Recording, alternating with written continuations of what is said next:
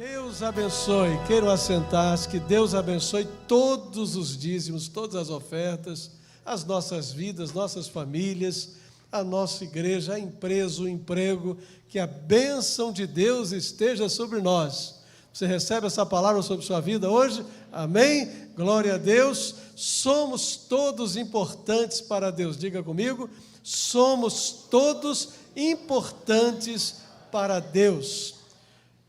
Na semana passada, vimos como Deus age na vida daquele que crê. E hoje, como é que Deus age na vida de uma pessoa, eu vou colocar entre aspas, uma pessoa comum ou uma pessoa normal? Como é que Deus age? Bom, seguindo essa série, nós estamos conversando sobre Abraão, sobre Isaac, sobre Jacó, sobre José e sobre Moisés. Nesse foco, eu considero a pessoa do Isaac como um ser humano comum ou dentro de uma certa normalidade. Por que isso? Vejam bem, ele representa a média, a grande média das pessoas. O que tínhamos de percepção da vida de Isaac? Ele não teve grandes aspirações na vida. Isaac, ele não teve grandes iniciativas na vida. Você não vê nenhum grande projeto que foi desenvolvido por Isaac. Ele não era ambicioso por grandes realizações.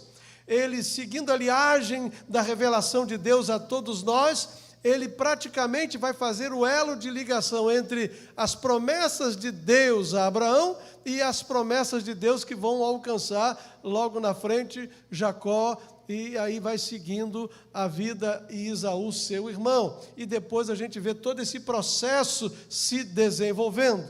Segundo a Bíblia, a impressão que a gente tem, eu não convivi com Isaac, viu gente? Não sou desse tempo. Mas a impressão que a gente tem lendo a Bíblia, que ele era um homem sossegado, ele era um homem pacífico, ele era um homem de vida modesta. O que a gente pode deduzir com segurança é que ele era um menino obediente, um adolescente obediente, e ele se torna um homem obediente, humilde. Ele era seguidor fiel dos ensinos recebidos no seu lar. E ele recebe as influências muito boas e as repete, e ele inclusive repete também uma influência ruim, um comportamento disfuncional em casa, porque assim como Abraão diz que Sara não era a sua esposa, e de fato era, mas ele também não falou toda a verdade, disse que ela era a sua meia-irmã, ele também vai fazer o mesmo com Rebeca. Ele não vai dizer que ela é a sua esposa, no momento de defesa dele, de defesa da sua esposa. Ele era pouco questionador, ele era assim, essa pessoa chamada comum. Por alguns instantes, a gente fica pensando assim, que uma pessoa, entre aspas, comum ou normal, não seja uma pessoa tão relevante. Até porque não guardamos nos registros históricos grandes fatos relacionados a essa pessoa. Não guardamos grandes recordações.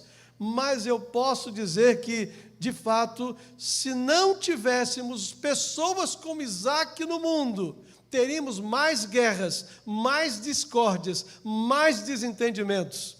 Porque a Bíblia diz que Isaac, ele era um homem de paz, um homem que sabia lidar com conflitos e, de alguma forma, pacificar relacionamentos. Há uma frase de Isaac Newton, que você conhece, pelo menos à luz da história, Isaac Newton, né? Espero que só à luz da história, e diz assim: Deus deve amar mais as pessoas comuns, uma vez que a terra é cheia destas pessoas. A esmagadora maioria das pessoas nos encaixamos entre os chamados comuns ou entre os normais, aqueles que não são excepcionais ou que fizeram grandes diferenças na história. Como é que Deus age na vida dessa pessoa comum que Ele ama?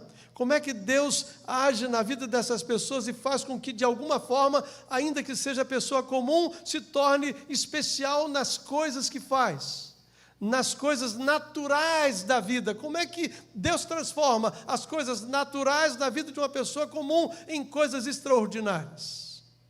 Primeira coisa, Deus cuida e abençoa o seu coração. Deus cuida e Deus abençoa o seu coração.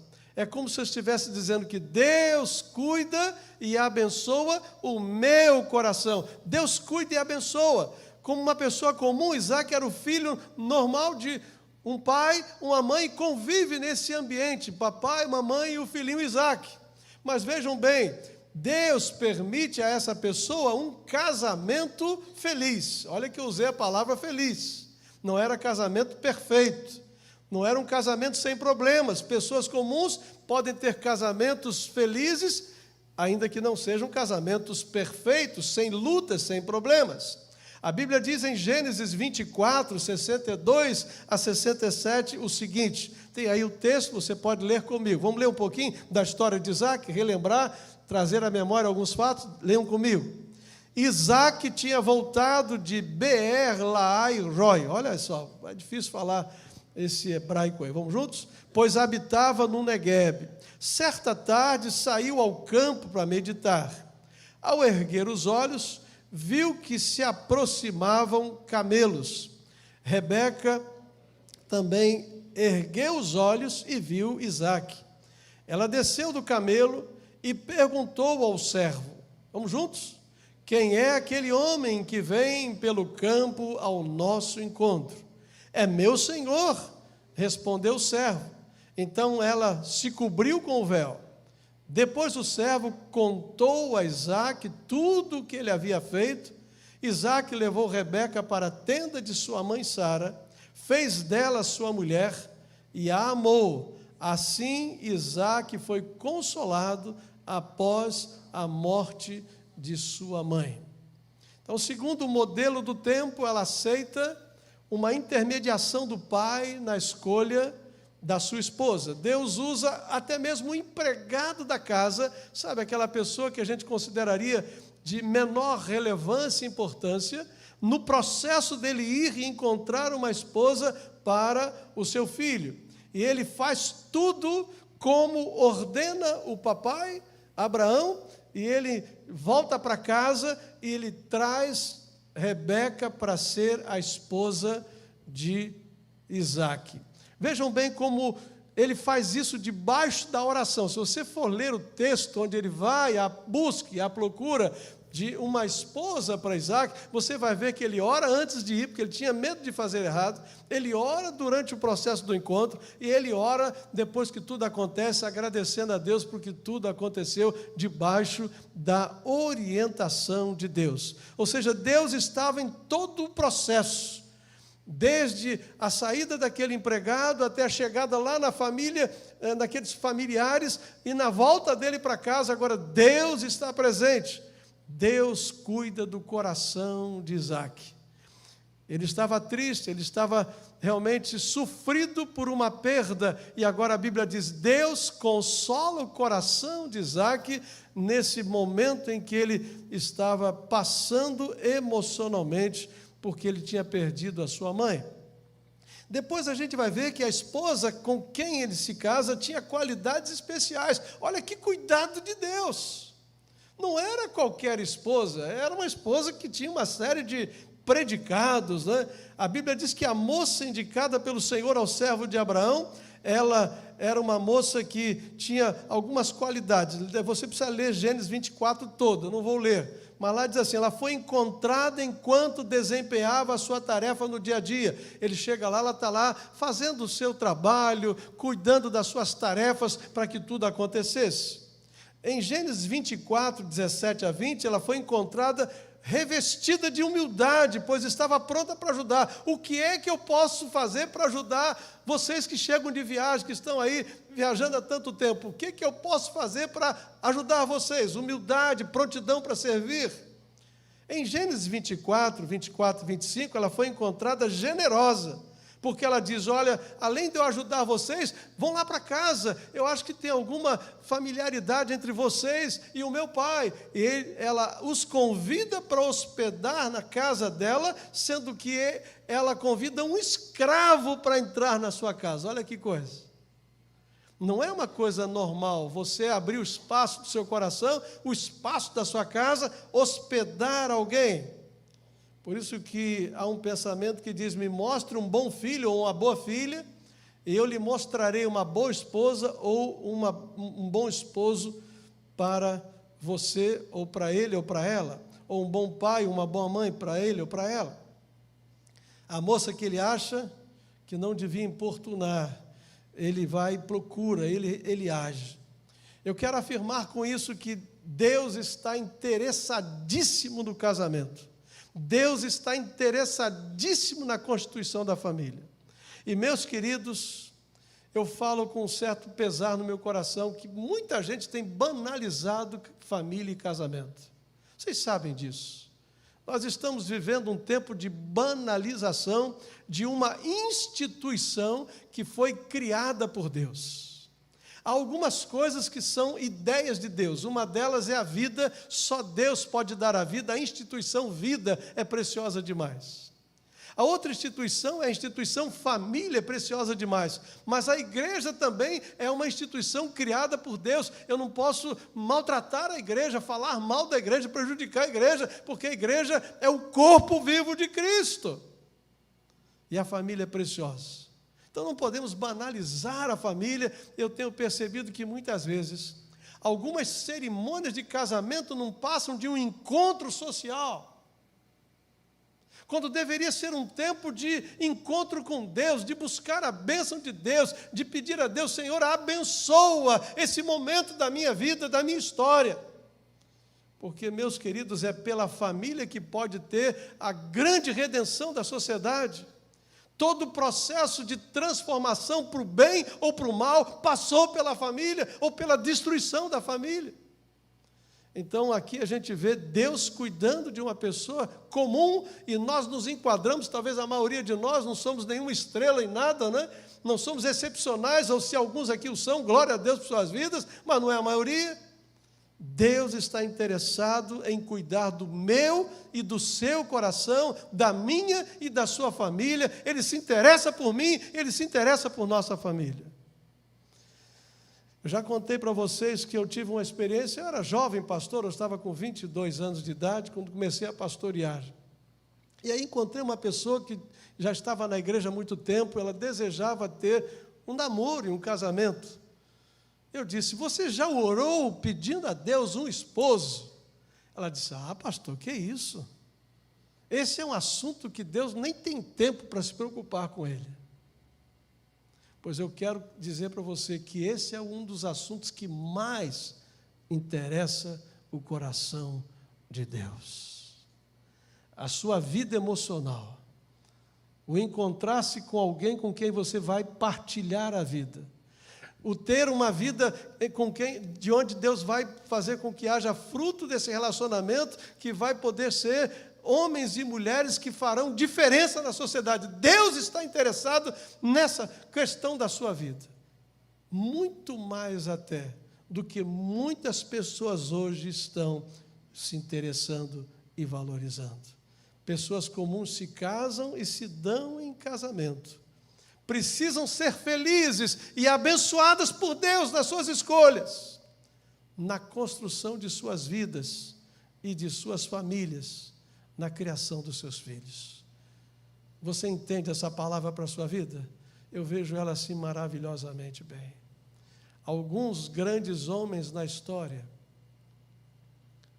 eles se tornaram grandes homens porque eles foram embalados em lares simples, onde o pai e a mãe eram pessoas que a gente nem sabe os nomes delas.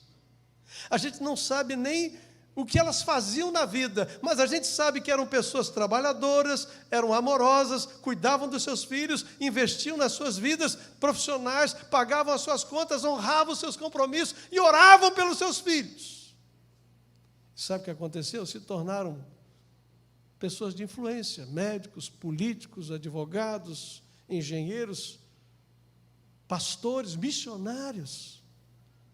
Porque lá naquela família normal, a presença de Deus na vida dessas pessoas fez com que a sociedade fosse abençoada com essa gente. Deus está interessado nos nossos corações. Deus está interessado em nossos relacionamentos. A família importa para Deus. Segunda maneira como Deus age no processo de vida comum. Deus cuida e abençoa os relacionamentos da gente. O que nós somos sem relacionamentos? O que nós somos sem pessoas convivendo com a gente e a gente convivendo com elas? Nós não suportamos viver sozinhos, nós não fomos criados para isso. Mas Isaac precisava se relacionar com pessoas. Ele está aí num convívio com um rei chamado Abimeleque. E olha o que diz a Bíblia, eu vou ler aqui, vocês acompanhem, se quiser leiam comigo, Gênesis 26, de 10 a 17. Então disse Abimeleque: tens ideia do que nos fizeste? Ele está falando sobre aquele processo em que ele diz que Rebeca não era a sua esposa, porque estava tentando protegê-la e ter medo de que isso pudesse causar algum transtorno. E aí nessa conversa diz: qualquer homem bem poderia ter se deitado com tua mulher e terias trazido culpa sobre nós. E Abimeleque ordenou todo o povo: quem tocar neste homem ou em sua mulher, certamente morrerá. Deus está cuidando dos seus relacionamentos. Ele falha no seu processo, mas Deus está, de alguma forma, criando caminhos para que ele seja protegido, abençoado. É assim que Deus faz. Isaac formou lavoura naquela terra e no mesmo ano colheu a 100 por 1. Sabe o que é colher 100 por 1? Você põe uma semente, você colhe 100. Você planta um pé de milho e aquele pé de milho vai produzir 100 pés de milhos. Você planta um pé de laranja, aquele pé de laranja vai produzir 100 pés de laranja. 1 por 100. Deus multiplicou, não foi por 1, nem por 5, nem por 10, nem por 50. Deus abençoou os relacionamentos e o fruto do seu trabalho em 1 por 100. Quem não quer uma bênção dessa sobre a vida? Você quer a prosperidade de Deus sobre a sua vida? E Isaac experimenta essa bênção. E a Bíblia diz que o homem enriqueceu e a sua riqueza continuou a aumentar, até que ficou riquíssimo, sem estardalhaço, sem fazer nada muito diferente. Era a bênção de Deus, era a bênção de Deus. E diz a Bíblia, possuía tantos rebanhos e servas que os filisteus o invejavam. Entram já os filisteus na história do povo de Deus.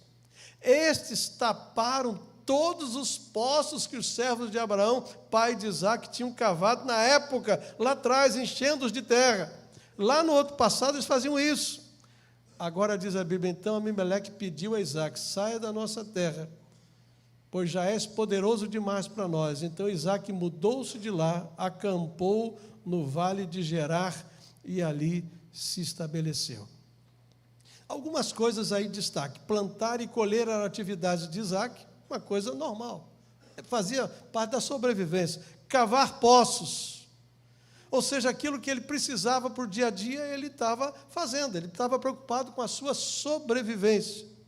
E como ninguém é perfeito, ele faz essa apresentação de Rebeca, dizendo que era sua irmã, embora fosse apenas meia irmã e não irmã, porque o Abimeleque olha lá e fala assim: acho que esses dois têm mais coisa entre eles, porque eles andam aí tendo um comportamento de gente que está namorando. Olha só, lá da janela, o rei olhou e falou assim: não, esses camaradas, eles são mais do que amigos e irmãos, deve ser esposo e esposa.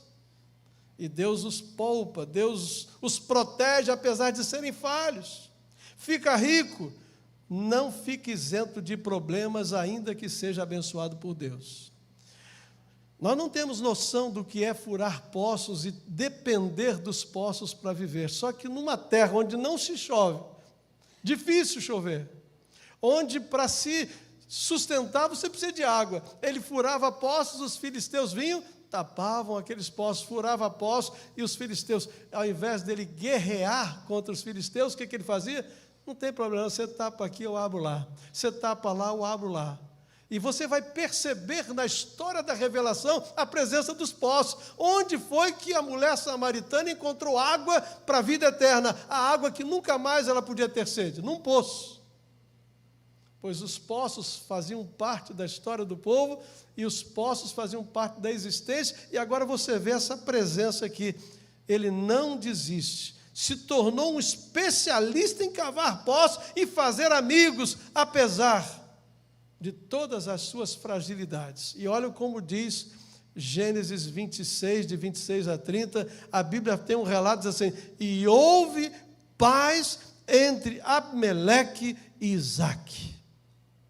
Essa expressão é muito forte para a gente. Um homem rico podia tentar subjugar o rei que o abraçou, não podia? Ficou riquíssimo, ficou mais rico do que o próprio rei. Se tornou mais rico do que todos daquela terra. Ele podia dizer assim: agora está na hora de eu desbancar esse cara, eu vou então tomar o meu lugar aqui para reinar.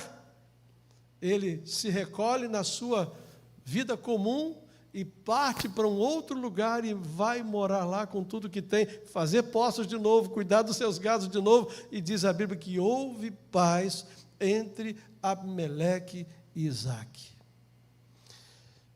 Eu vejo duas lições para a gente aqui. Primeira delas, Deus deseja que sejamos promotores de paz. E não é fácil.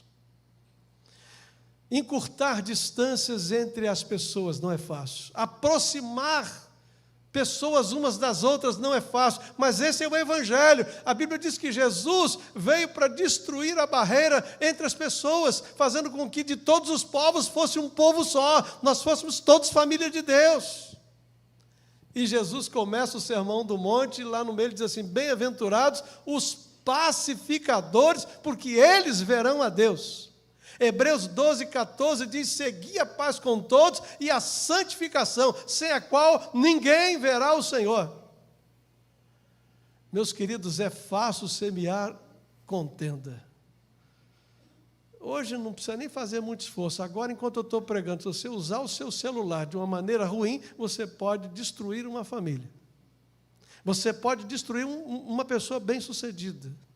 Você pode destruir relacionamentos construídos com lágrimas ao longo de uma vida inteira. Basta você escrever uma frase, talvez.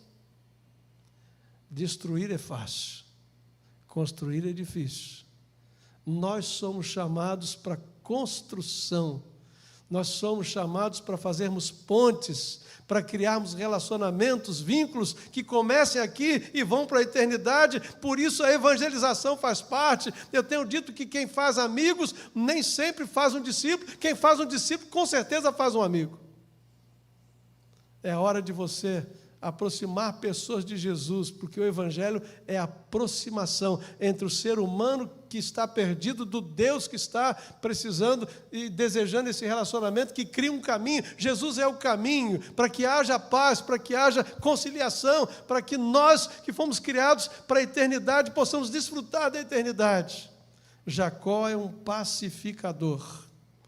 Mas a outra coisa que eu vejo é que a gente não pode desistir de fazer as coisas que Deus nos deu para fazer, seja elas as mais simples possíveis.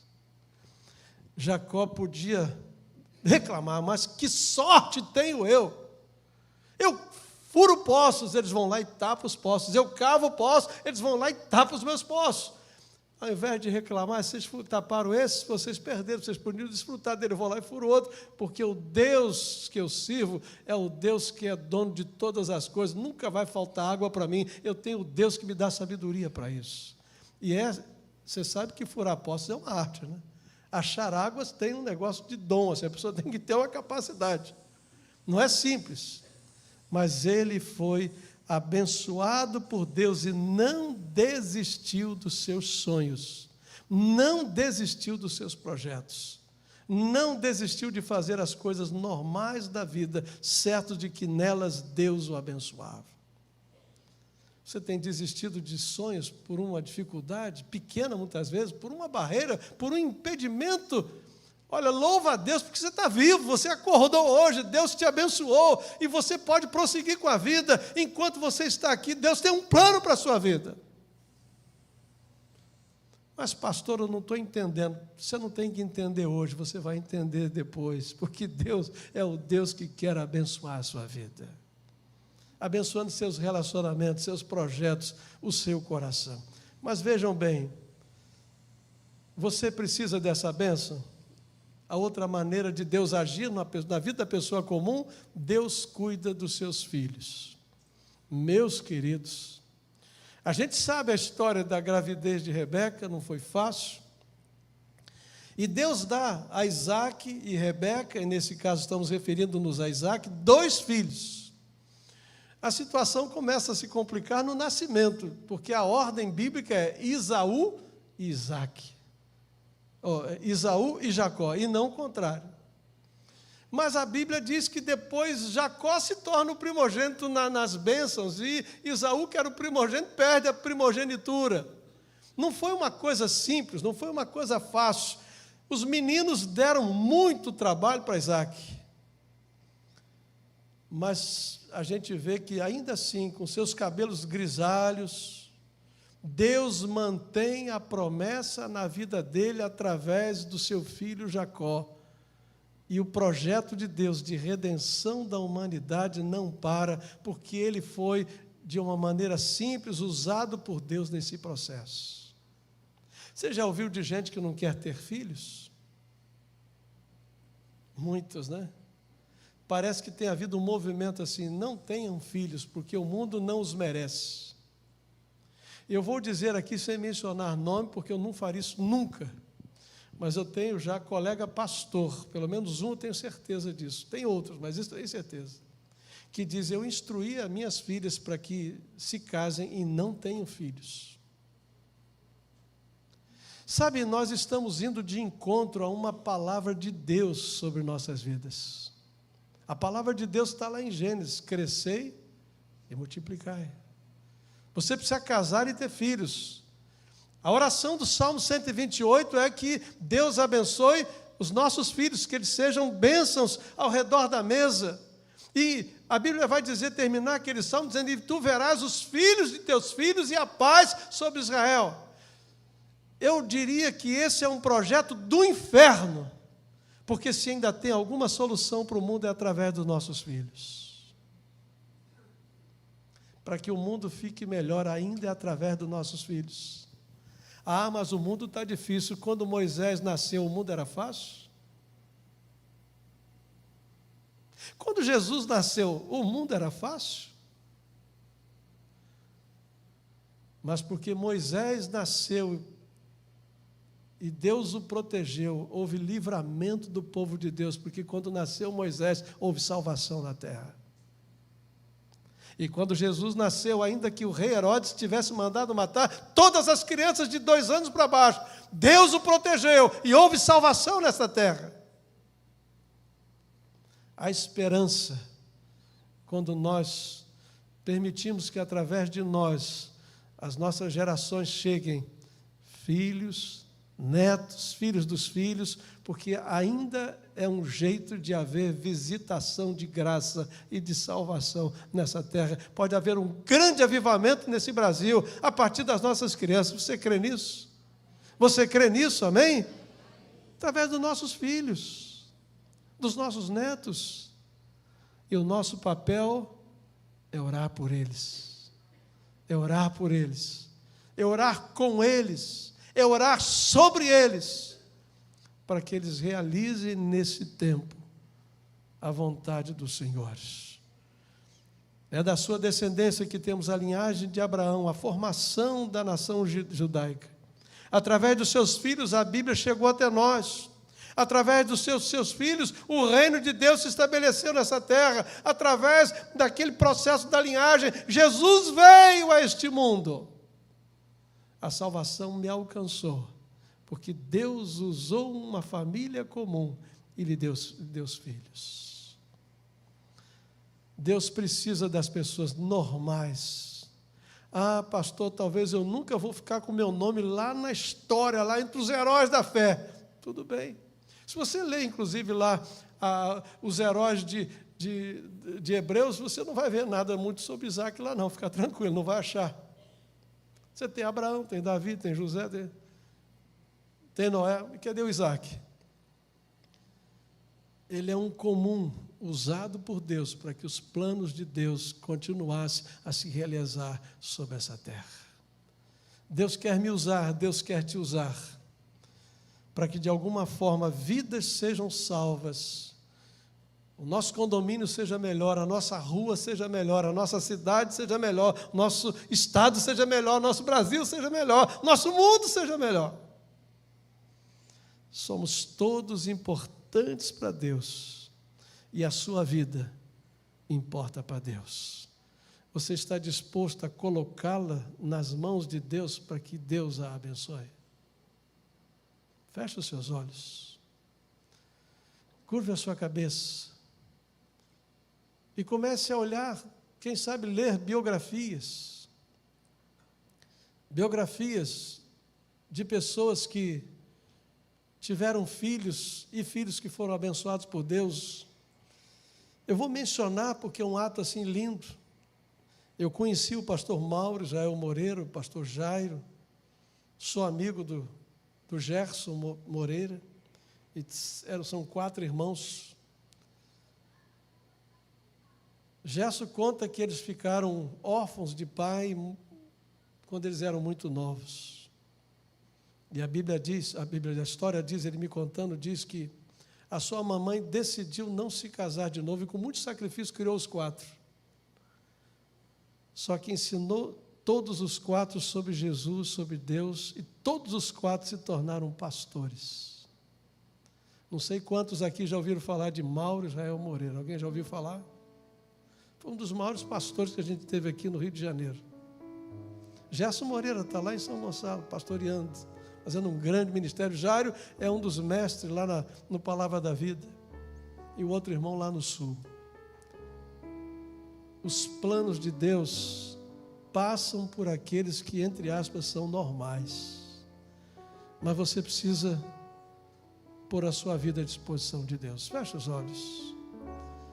Eu queria lhe desafiar nessa hora que você colocasse a sua vida, entendendo que Deus interessa para o seu casamento, para os seus filhos.